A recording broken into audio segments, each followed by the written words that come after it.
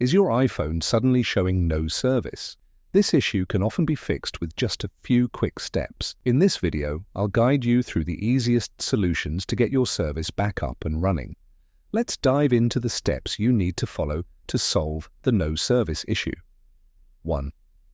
Restart your iPhone. Sometimes a quick restart is all your phone needs to fix minor software issues that lead to the no service error. 2. Check cellular data.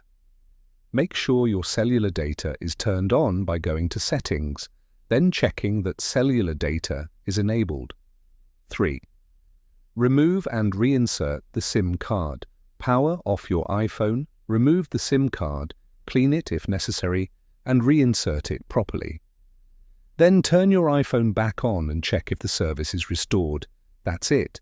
These quick fixes should solve your no service problem. If you found this helpful, don't forget to like and subscribe for more iPhone tips. Let us know in the comments if it worked for you.